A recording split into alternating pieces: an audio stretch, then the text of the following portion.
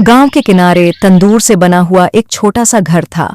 लोग उस घर को तंदूर का घर कहते थे क्योंकि उसका रंग और आकार किसी बड़े तंदूर जैसा ही लगता था। उसी घर में रहती थी कमला, गांव की मशहूर खड़ूस सास। कमला की जुबान इतनी तेज थी कि मोहल्ले के लोग उससे डरते थे। हर किसी से झगड़ पड़ना, छोटी छोटी बातों पर ताने देना, यही उसका स्वभाव था। कमला का एक ही बेटा था, रघु। रघु मेहनती और सीधे स्वभाव का नौजवान था। उसने हाल ही में शादी की थी और उसकी नई नवेली दुल्हन रीना पहली बार उस घर में आई थी। रीना मासूम, शर्मीली और भोली लड़की थी। उसके मन में सपना था कि वह नए घर में सबको अपना बना लेगी, लेकिन उसे क्या पता था कि उसकी सास का स्वभाव कितना सख्त है। सुबह का समय था। रीना चुपचाप आंगन में झाड़ू लगा रही थी। तभी कमला दरवाजे पर खड़ी होकर जोर से बोली, अरे ऐसे झाड़ू लगाती है? जरा आंख खोलकर काम कर। घर तंदूर का है, धूल भरा है और तू ऐसे साफ कर रही है जैसे सोने का महल हो। रीना सहमी सहमी बोली, जी माफ करना अम्मा, मैं ध्यान रखूंगी। रीना ने सोचा, चलो पहली बार है, शायद अम्मा बाद में प्यार करने लगेंगी। दिन गुजरने लगे। रीना जो भी करती कमला उसमें कमी निकालती। रीना खाना बनाती तो कमला कहती, नमक ज्यादा है, रोटी मोटी है, सब्जी फीकी है। रीना कपड़े धोती तो कमला बोलती, अरे ऐसे कोई धोता है? साबुन बेकार कर दिया, कपड़े मैले ही रह गए। रीना जब हंसकर कुछ कहने की कोशिश करती तो कमला ताना मार देती, बहुत हंसती है, क्या शादी करके मजे करने आई है? रीना मन ही मन रोती, पर सामने कभी कुछ नहीं बोलती। रघु अपने काम से थका हारा घर आता तो कभी मां की शिकायतें सुनता, कभी पत्नी की चुप्पी। रघु दोनों को खुश करना चाहता था। वह मां से कहता, अम्मा रीना अभी नई है, धीरे धीरे सब सीख जाएगी। लेकिन कमला चिल्ला उठती, तू तो बीवी के चक्कर में अंधा हो गया है, मेरी सुनता ही नहीं। रघु पत्नी से कहता, रीना मां ऐसी ही हैं, तू बस सहन कर ले, मैं हूं ना तेरे साथ। रीना सिर हिलाकर चुप रह जाती। सर्दियों की एक रात थी। तंदूर के घर की दीवारें ठंडी हो चुकी थीं, अंदर हवा भी रिस रही थी। रीना चुपचाप बैठी थी। उसने सोचा, काश मेरी सास मुझे अपनी बेटी की तरह देखती, मैं तो उनकी सेवा करने को तैयार हूं। वह धीरे से उठी और चुपचाप कमला के बिस्तर पर गई। देखा, कमला ठंड से कांप रही थी, रजाई पतली थी। रीना बिना कुछ कहे अपनी रजाई ले आई और कमला पर डाल दी। कमला की आंख खुली। उन्होंने देखा रीना खुद ठंड में बैठी है और अपनी रजाई उन पर डाल रही है। कमला चौंक गईं। पहली बार उनके दिल में एक टीस उठी। अगले दिन सुबह कमला चुप थीं। पहली बार उन्होंने रीना को बिना टोके काम करते देखा। फिर धीरे से बोली, बहू आज चाय बना दे। रीना मुस्कुराई और चाय बनाने चली गई। रसोई के कोने में रखा पुराना तंदूर जलाते हुए उसने सोचा, शायद आज अम्मा थोड़ी नरम हुई हैं। लेकिन जैसे ही रीना चाय लेकर आई और कप सास के सामने रखे, कमला फिर भड़क उठी, अरे ये क्या बना लाई है? कप देखे हैं? इतने मैले कप में कोई चाय पीता है? और चाय की खुशबू तो आ ही नहीं रही। रीना चुपचाप सिर झुकाए खड़ी रही।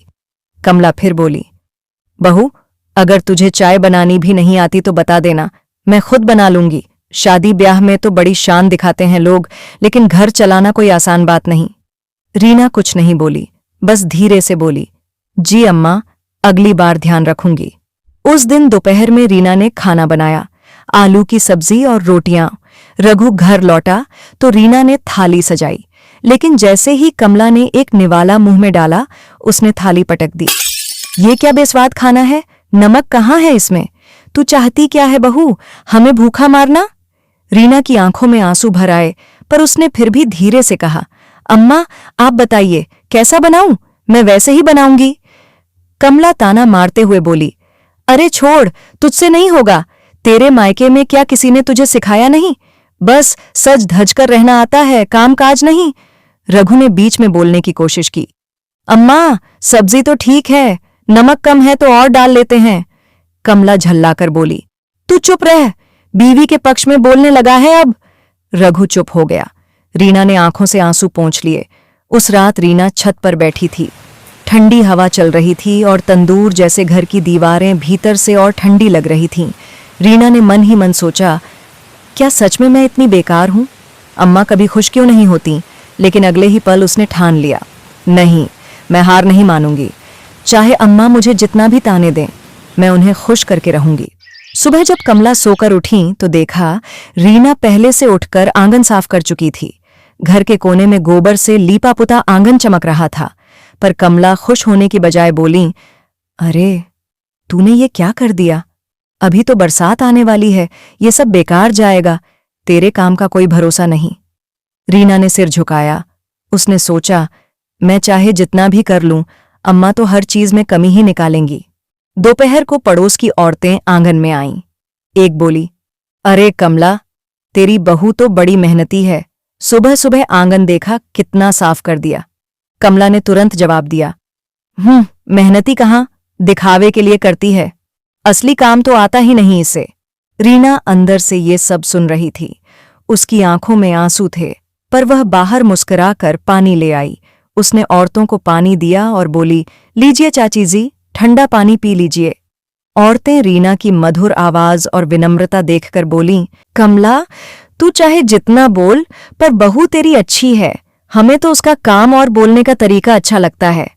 ये सुनकर कमला के चेहरे पर और गुस्सा आ गया। वह जोर से बोली, तुम लोग मेरी नाक में दम मत करो। मैं जानती हूं, बहू जैसी भोली बनती है वैसी है नहीं। बाहर वालों के सामने मीठी बातें करेगी और घर में मुझे परेशान करेगी। रीना अंदर खड़ी सब सुन रही थी। उसके दिल पर जैसे किसी ने चोट कर दी हो। उस शाम कमला ने रीना को आवाज लगाई, बहू सुन, आज तू रोटियां बनाएगी। देखती हूं तेरे हाथ में कितना दम है। रीना चुपचाप रसोई में गई। आटा गूंथा और तवे पर रोटियां सेंकने लगी।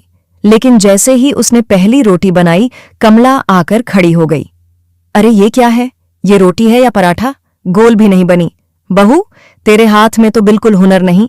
रीना मुस्कुराकर बोली, अम्मा, मैं कोशिश कर रही हूं, गोल बनाने की आदत पड़ जाएगी। कमला फिर ताने पर उतर आई, कोशिश से घर नहीं चलता। मेरी जिंदगी बर्बाद हो गई तेरे जैसी बहू लाकर।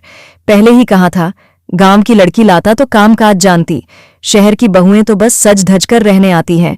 रीना के हाथ कांपने लगे, आंसू गिरने लगे, लेकिन उसने चुपचाप रोटियां बनानी जारी रखीं। रघु अंदर आया। उसने देखा रीना आंसू पोंछते हुए रोटियां बना रही है और कमला पास खड़ी लगातार बोल रही है। रघु बोला, अम्मा, आप क्यों बार बार बहू पर चिल्लाती रहती हैं? उसे सीखने का समय तो दीजिए। कमला तुरंत झल्लाकर बोली, तू चुप रह, तेरी बीवी ने तुझे अपने बस में कर लिया है। अब माँ बाप की इज्जत तुझे नजर ही नहीं आती। रघु चुपचाप खड़ा रह गया। उसने रीना की तरफ देखा, लेकिन रीना ने सिर हिलाकर उसे कुछ कहने से मना कर दिया। अगले दिन सुबह सुबह रीना उठी और पूरे घर की सफाई की। तंदूर जैसे लाल ईंटों की दीवारें उसने पानी से धोईं। आंगन में पुराने गमले पड़े थे, उन्हें साफ किया और उनमें पौधे लगाए। जब पड़ोस की औरतें आईं तो बोलीं, अरे रीना बेटिया, तू सचमुच बहुत अच्छी है। तेरी मीठी बोली सुनकर मन खुश हो जाता है। जिस तरह तू बिना थके पूरे घर का काम करती है। बिटिया, आजकल तेरे जैसी बहुएं कहाँ मिलती है। सब अपनी अपनी मर्जी करती हैं, मगर तू तो हर बात में सबको पहले रखती है। सच कहूं तो तेरी मासूमियत और मेहनत देखकर लगता है कि तू इस घर की रौनक है। लेकिन कमला को ये भी बर्दाश्त नहीं हुआ। वह बोली, बस बस, इतना मत चढ़ाओ इसे। 2 दिन मेहनत कर लेगी, फिर असली रंग दिखेगा। मैं अपनी बहू को अच्छे से जानती हूं। रीना चुप रही, पर इस बार उसकी आंखों में आंसू नहीं थे। उसने सोचा, मुझे बार बार रोना नहीं है। अगर अम्मा मुझे परखना चाहती हैं तो मैं हर परीक्षा पास करूंगी। धीरे धीरे रीना की मेहनत की चर्चा गांव में फैल गई। लोग कहते, तुम्हें पता है कमला की जो नई बहू है ना, वही रीना। अरे वह तो बहुत ही अच्छी और प्यारी लड़की है। शहर की लड़की होने के बावजूद इतना मीठा बोलती है कि सुनने वाला उसका दीवाना हो जाए। कमला भी न जाने कैसी औरत है, दिन रात उसे ताने मारती रहती है। खाना थोड़ा फीका हो तो चिल्लाना, रोटी मोटी हो तो ताना मारना। बहू चाहे कितना भी अच्छा कर ले, कमला को तो बस कमी ही नजर आती है।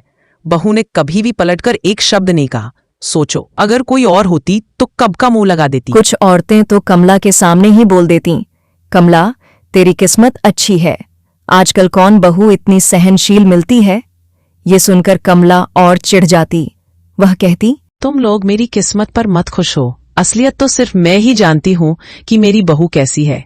घर पर उसने मुझे इतना परेशान कर रखा है, कुछ काम करना आता नहीं है, बस जुबान चलाती रहती है। अरे कमला, हम तो देखते हैं रीना दिन रात बिना थके काम करती है, एक बार भी उसे आराम करते नहीं देखा। फिर तू ऐसा क्यों कह रही है? असली सच तो घर के अंदर पता चलता है। रीना अब ठान चुकी थी कि चाहे अम्मा उसे कितना भी सताए, वह हार नहीं मानेगी। उसने सोचा, जिस घर को लोग तंदूर का घर कहते हैं, मैं इसे हकीकत में गर्माहट और प्यार से भर दूंगी। अभी अम्मा मुझे समझती नहीं, लेकिन एक दिन जरूर समझेंगी। एक दिन शाम को कमला अकेली चारपाई पर बैठी थी। उसकी आंखें बार बार रीना पर पड़ रही थीं। कमला के मन में हलचल उठने लगी। उसने सोचा, मैं इसे हर रोज डांटती हूं, ताने देती हूं, लेकिन इसने कभी पलटकर जवाब नहीं दिया, कभी शिकायत भी नहीं की। इतनी सहनशील तो कोई और बहू होती ही नहीं। वह धीरे से बोली, रीना, इधर आ। रीना चौंकी। उसने सोचा, पता नहीं अब कौन सा ताना मिलेगा, लेकिन वह चुपचाप सास के पास आकर खड़ी हो गई। कमला ने पहली बार बिना गुस्से के कहा, बहू, बैठ जा मेरे पास। रीना धीरे से पास बैठ गई।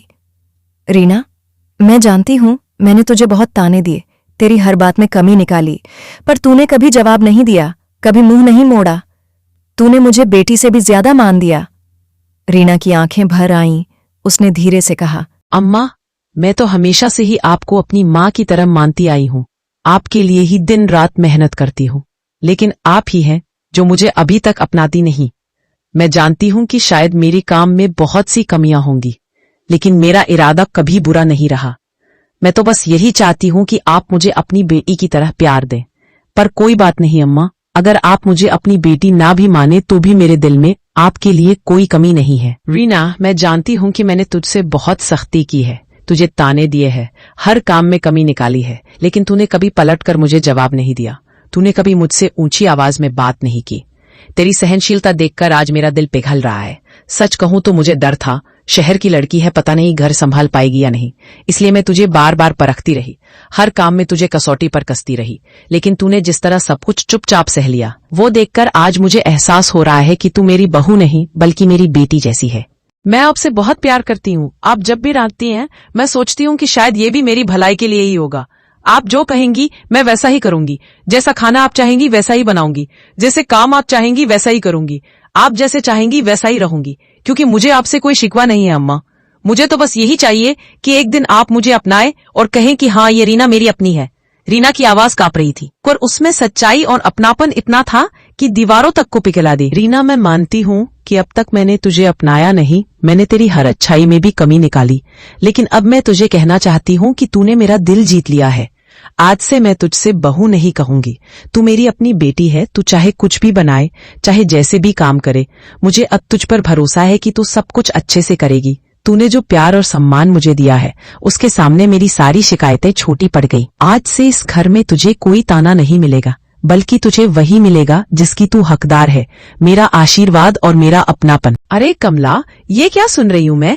पहले तो तू दिन रात अपनी बहू रीना की शिकायत करती रहती थी, कहती थी कि इसे कुछ नहीं आता, खाना ठीक से नहीं बनाती, घर का काम आधा अधूरा छोड़ देती है, ऊपर से जरा सी बात पर रो देती है, और तू तो हर जगह उसकी बुराई करती फिरती थी। कोई भी तुझसे मिले तो तू कहती थी कि मेरी किस्मत ही फूटी है जो ऐसी बहू मिली है, लेकिन अब सुना है कि तू उसी रीना की तारीफ करती फिर रही है। ये क्या माजरा है बहन?